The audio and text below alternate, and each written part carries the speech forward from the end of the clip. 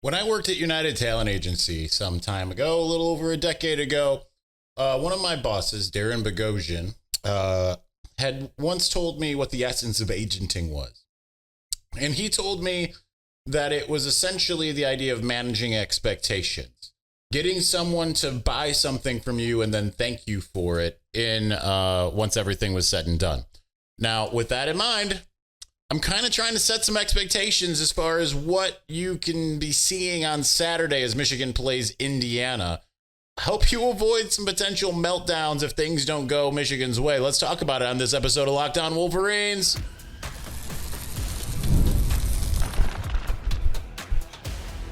You are Locked On Wolverines, your daily podcast on the Michigan Wolverines, part of the Locked On Podcast Network, your team every day. Happy Friday. We are back and doing it. Locked On Wolverines podcast, part of the Locked On Podcast Network, where it's your team every day. I'm your man on the ground. Not going to be on the ground tomorrow, by the way. Second game that I've missed since we started the Locked On Wolverines podcast, including the 2020 season. Isaiah Hull's my name. So let's talk about Michigan, Indiana. I could be very wrong. You could look at it and say Indiana hasn't played anybody. We'll go through some of what they've done so far. But I am very much of the belief that this is not a good matchup for Michigan in any way stretch of the imagination. Based off the tea leaves, it feels like Will Johnson will not play, but Jair Hill will. They absolutely need to be full strength in order to take advantage. Having Will Johnson in a game like this would be absolutely massive. But again, we've gone through some of the advanced analytics and things of that nature. Yesterday, I do want to kind of look at a couple more things here too. But I just do not think that this is a good game for Michigan anyway. In any way, you look at the SP Plus, the current one. Indiana is ranked 11th, so it's not the best team that Michigan's seen all year. Texas is number 2 still. Oregon's number 5. And if Michigan keep things close to Oregon, then maybe they can. I just feel like Indiana, even with the advanced analytics, is being underrated. Obviously, we talked about PFF yesterday. They were the number 1 overall team according to the what has happened in the past compared to SP Plus, which is what's happened in the past mixed with what the expectations are moving forward. Just by virtue, Michigan is 30th, even though with the 5-4 record with a 9.5 rating. Michigan has the 77th ranked offense and 14th ranked defense. Indiana is better offensively according to SP Plus, 14th ranked offense, 18th ranked defense. So there's still it's just not a good matchup unless Michigan can pull a rabbit out of its hat, which it just doesn't feel like it's going to be able to do. So I want to look at kind of just some of these things that I think could kind of help explain certain parts of their game. Yards per play, Indiana is just efficient. Remember, I keep on telling you, Indiana is like right there in my mind as a team that could probably beat Ohio State. Ohio State is 4th in yards per play. Indiana is 5th. And it's negligible, 7.15 to 7.13 in terms of overall yards. In terms of rushing yards, Indiana is not as high, but I mean, it's still, again, it's better than Michigan at running the football. I mean, no one would have expected that. It's 25th in the country. Obviously, Michigan hasn't been a barn burner, but Michigan's 47th in the country when it comes to rushing yards. In terms of passing yards, Indiana is still very good, 14th. In the country. You don't want to know where Michigan is. 127th. It's not in a good spot as far as that's concerned. As far as overall plays run, Indiana is methodical. It's 39th. So it's on the upper end, but it's not like super high end. Like Oregon is 24th. They move a lot faster. Kind of weird seeing Wisconsin at 26th. That's just not what you expect. But like, it's not just because they've played teams like Michigan. Nebraska is just right above them in terms of yards. Sorry, plays that they go with. And as far as total yards that they get, they're 5th in the country in terms of total yards that they get. This is an offense that is going to punish you in a lot of different ways, okay? So that's a problem for Michigan, okay? In terms of long scrimmage plays, 10-plus yards, Indiana is 6th in the country. I'm going to take you back. 2021, when it came to plays that were, I think, 40 yards or above, maybe it was 50 yards or above, Michigan was 2nd in the country, okay? You look right now at where Indiana is. It might not be. I think I might have read my own notes wrong and thinking that they were kind of up there as far as big explosive plays. But nonetheless, it doesn't really matter that much. Michigan's 117th in terms of its offense in that light, right? It's not good. and going up against a very good defense. So let's talk defense, since I apparently not unprepared, but ill prepared, because my notes aren't exactly showing me what I wanted to see. As far as defense is concerned, Indiana has the number 3 defense in the country. Okay, dang, everything, like, it's Ohio State, Indiana right next to each other, or like Texas. Texas is the number 1 defense in the country. Ohio State's number 2. Indiana's number 3. Okay, Michigan's better than people give them credit for at number 48, right? Like, so again, that upper quadrant in college football, but I mean, it doesn't really kind of, or the bottom of the upper quadrant, or second of the 2, or the second, or whatever. You know what I'm saying? It's better than middling, but it's certainly not at the top. In terms of yards per play allowed, Indiana is actually better than Ohio State, number 3 in the country compared to Ohio State. As far as rushing yards allowed, Indiana is the best in the country, and that's how Michigan wants to try to win, or at least theoretically, that's how it should want to try to win, but doesn't. In terms of passing yards allowed, that's where you can kind of get Indiana a little bit, because they're 42nd, but guess what Michigan is ill-equipped to do? So unless something changes in a hurry, this does not feel like a good matchup for Michigan. By the way, in yards per play, Michigan is 44th. Could Michigan build off of kind of a little bit of what it did against Oregon? Absolutely it could, but this is a road game. I've been to Indiana, and I felt it can be raucous for the Hoosiers. 2015 certainly was. This isn't going to be the type of game where you're going to go down to Bloomington and like half the crowd's going to be Michigan fans. It's going to be an Indiana-centric crowd. Curt Cignetti is a very good coach, and I just don't I think like once everybody looks back at the season that was, you're going to look at Indiana and say, like, why were they being so underappreciated in their time? Like, they're clowning people in the same way that Michigan clowned people last year. Okay. Let's look at one more metric before we go on. Turnover margin.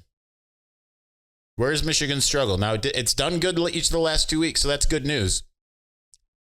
But Indiana has 16 takeaways compared to 10 giveaways. That's 1.1 per game. It's plus 1.1 per game. That's 10th in the country. Michigan is better than it was, but it's still 103rd with 10 takeaways, 15 giveaways. We'll talk the path to potentially winning this game. We're going to do that here in just a moment. Before we do, when you're hiring for your small business, you want to find quality professionals that are right for the role. That's why you've got to check out LinkedIn Jobs. LinkedIn Jobs has the tools to help you find the right professionals for your team faster and for free. Now, LinkedIn isn't just a job board. LinkedIn helps you hire professionals you can't find anywhere else, even those who aren't actively searching for a new job but might be open to the perfect role. In a given month, over 70% of LinkedIn users don't visit other leading job sites. So if you're not looking on LinkedIn, you're looking in the wrong place. On LinkedIn, 86% of small businesses get a qualified candidate within 24 hours. Hire professionals like professional on LinkedIn. LinkedIn also knows that small businesses are wearing so many hats and might not have the time or resources to hire.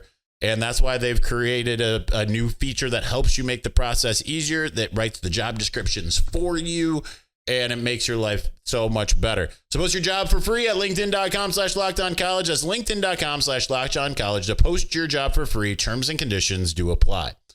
All right, we're going to move on here in just a moment, but before we do, listen, college football season it is at that point where it's starting to make a closing statement, and despite Michigan's struggles, you still want to rep the maize and blue, and you're going to want to do it with the coolest Michigan apparel of all time.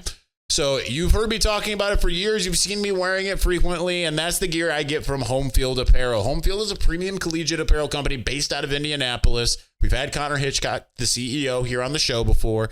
And there's no place I would rather get my Michigan gear from. With their retro modern style, Home Field scours every school's history to find those amazing, unique designs that you're going to love and really stand out. They've also launched some amazing coaches jackets, heavyweight tees, and here's some really cool the bomber jackets that I had been talking about that I wanted so desperately. The national championship ones that are just super cool that have been sold out forever. Well, guess what? They just got restocked. I ordered mine. I was hoping to be here by now. Hopefully by next Friday, you'll see me wearing it. So there's so many great things that you can get there, and it is seriously the best. So go to homefieldapparel.com, use my code GOBLUE24 and get 15% off of your first order.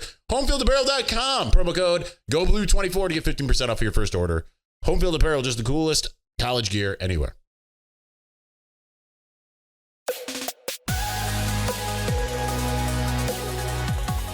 All right, let's continue on here. I was just kind of checking my my text messages. Had some irons in the fire recruiting wise as I try to figure out.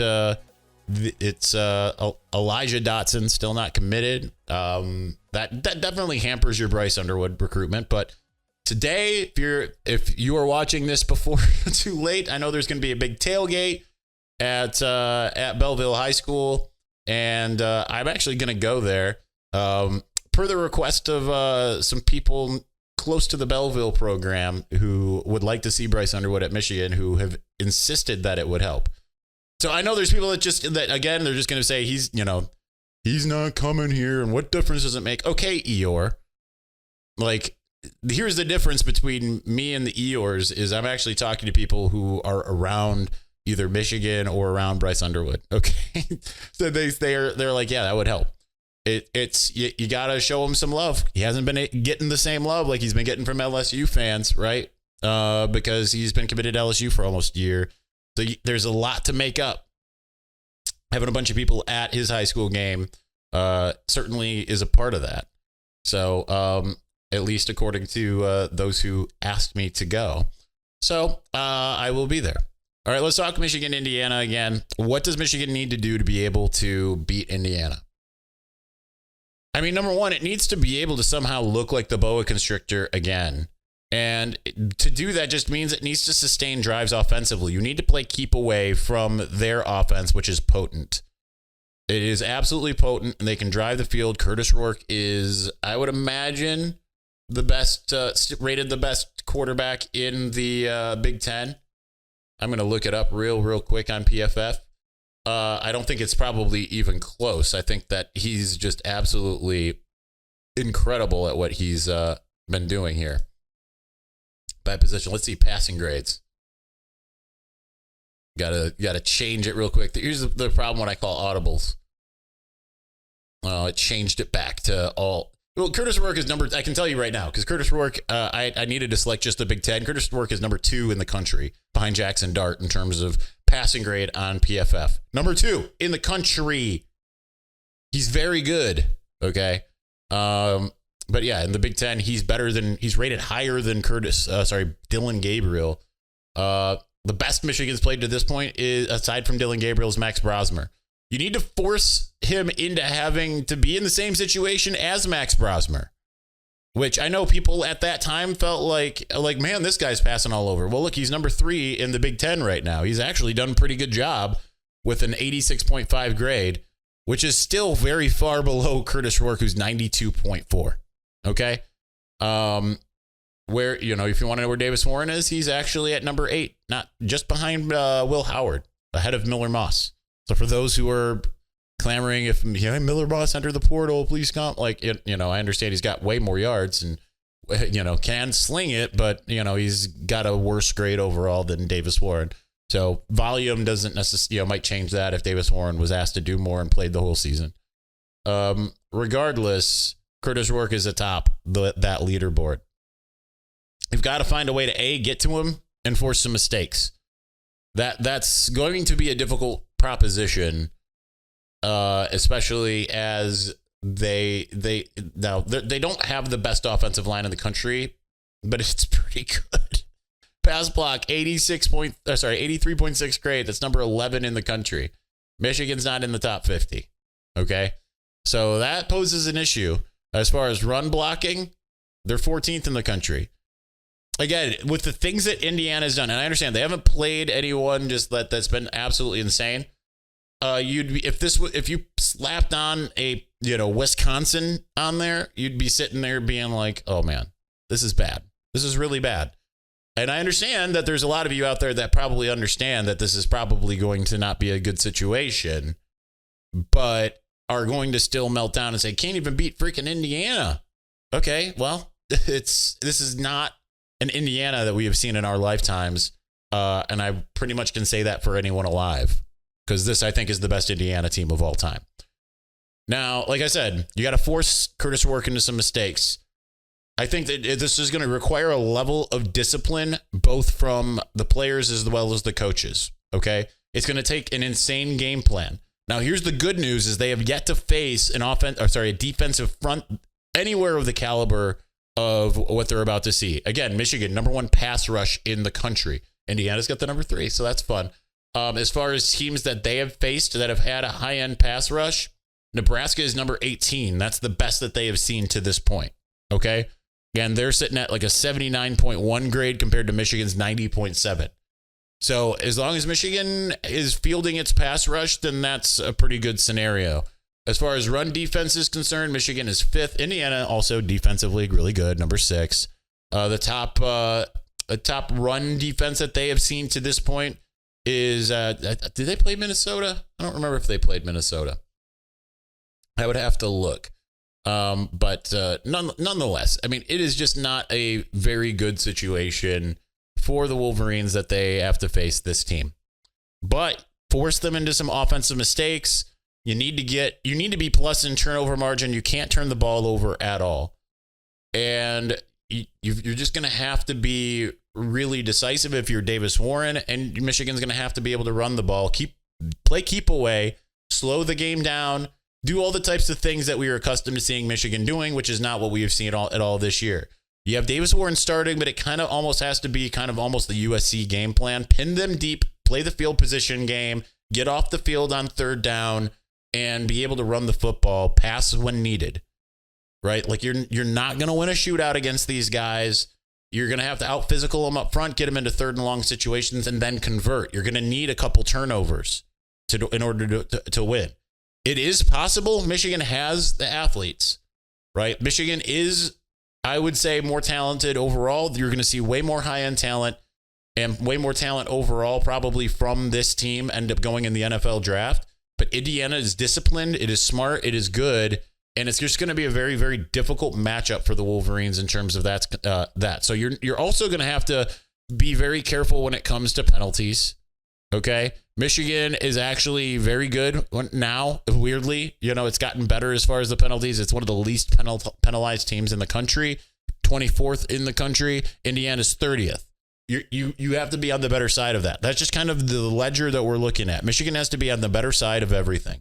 The talent is there. It has to play up to expectations. Absolutely has to. I don't feel very confident about this. I feel more confident that they're going to be able to go into Columbus and beat Ohio State than I do Indiana. Okay, that's where I'm at. I don't feel very confident about this at all. No, they didn't play Minnesota to answer to my own question. So the best run defense that they have seen so far is, I mean, it probably isn't anyone really on here that I'm just looking. That doesn't, no one that they've played has been a particularly good run defense. So that's an opportunity to make them a little bit more one-dimensional and get in their face and do what you need to do. I think Michigan State's the best run defense they've faced to this point. So, and they're like 46th.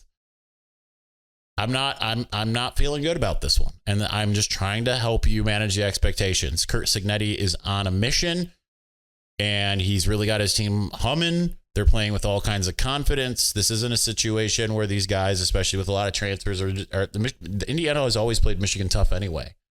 I would honestly be surprised if Michigan wins. I kind of gave you the keys. It is what it is.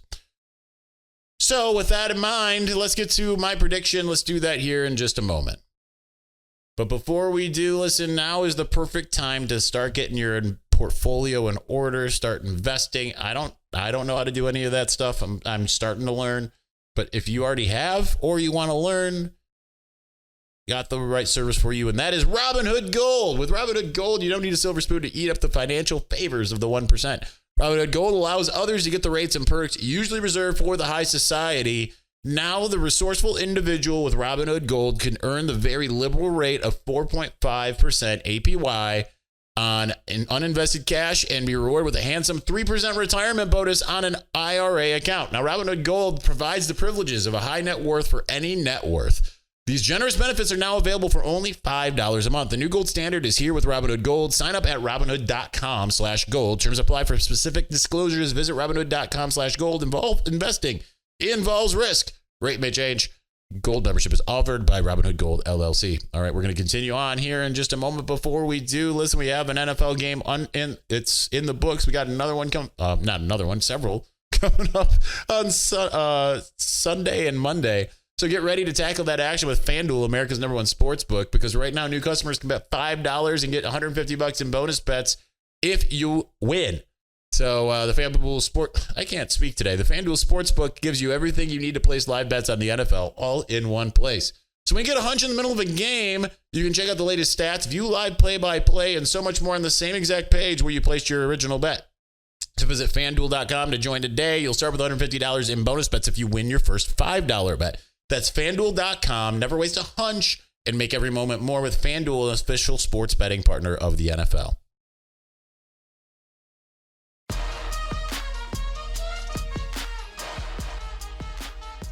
Oh, all right. I hope I properly doom and gloomed you here. Now, I thought that Michigan was going to struggle much more mightily than it did against Oregon. Y'all were very undue after what was a very much expected. If you told me they lost by 21 to Oregon, I would have felt, like I did, which was like, hey, all right. Especially if you would have told me like it's going to be a 14-point game until like 20 seconds left, then I'd even be more like, hey, all right. So it is possible. I think that Indiana is on the same caliber as Oregon, and this game is on the road. Wearing the big game blue pants, white tops on Saturday. I don't have high hopes. I think Davis Warren is probably gained a lot of confidence after this last week. It'd be nice if you have some of these guys that have been injured coming back. I know we talked about Will and Jair, but it'd be nice to have Amarian Walker back. You just got to find ways to get guys in space. Like, that's one of the things that I just still like. It was nice seeing Peyton O'Leary and Tyler Morris getting into the end zone. Those are things that you want to see. Don't run jet sweeps with Colston Loveland. Run them with a guy like Tyler Morris who's got some speed, okay? Like, that's more so what I would be looking at. What can some of these freshmen do? Okay, like before the season or early in the season, I remember asking Sharon Moore about the freshman receivers, and he's like, oh, they're going to play this year. Well, we haven't seen them at all. Marion Stewart and Channing Goodwin. Are any of these guys fast? We don't really know. I feel like Michigan's going to have to pull a rabbit out of its hat in order to win this game. Offensively, it's just going to have to be more efficient. You can't be losing first and second down the way that Michigan does. And I want to see like just the running the football be better than it's been the last several weeks, right? Like we got out of week 1 and being like, okay, they can run the football. Week 2, not so good. Weeks 3 and 4 and 5, okay, they ran really good at least in a half. Same thing with the breakout run from Donovan against Washington. And then we just haven't really seen the run game look that great since then, right? Like even Michigan State, they weren't really running the ball. It was some of these other plays that they had. This is where I kind of had the issues with the identity and just the inability to kind of just, what is this team good at? I don't know. Okay, like the only thing I can hang my hat on right now is the pass rush. That is it. That does not make a team that can win games. It puts you in a good position defensively. It could put them in a good position defensively against Indiana. But I'm less confident about facing Indiana's offense than I am facing Oregon in a lot of ways. So with that in mind, just without further ado, here's what I think is going to happen. I think Michigan is going to find itself in a similar situation as it did Texas, as it did Oregon, as it has against any team that it's played that has been pretty good. It's going to find itself down big at halftime. It's going to have some adjustments in the second half, and it's going to be too little too late. Indiana, the best teams it's faced defensively, have held it to 31 points. Those were both at home. I think Michigan's probably got the best defensive ability against them. I'll give them 28, but I don't think Michigan's going to be able to get out there. I am picking Michigan to cover the 14-point spread, but still lose and still make everyone feel bad. 28-17. I know I've been talking blowout. I think a blowout is absolutely on the table. I could see Indiana winning this one 48-7, 100%. I think Michigan will be up for the challenge, but it's still just not going to be in the same caliber at this moment. I hope I'm wrong, but I'm trying to prime you for what I think is going to happen in this game. Okay? And then they'll lick their wounds. They'll go out and hopefully beat a Northwestern team, become bowl eligible, and take your chances with Ohio State and hope that they've got some stuff planned for that. I think Ohio State is more winnable than Oregon or Indiana, even on the road. I am not that impressed with what I've seen from Ohio State so far this year at all. So who cares about Indiana? You're not really playing for anything other than just making sure you make a bowl game and hope it's a good one and not the Motor City Bowl, right? That's what you're playing for. So find a way to just like whatever you need to do to create an identity between now and November 30th. You've got a bye week next week, more time to lick your wounds. We'll see what happens. All right, that's going to do it for us today. Again, tomorrow I will not be at the game. Still check out the postcast expected from Jake Ripa. But tomorrow, by virtue of it being my birthday, I ain't going to Bloomington. So thanks for watching. Thanks for listening. We'll talk to you soon. Peace.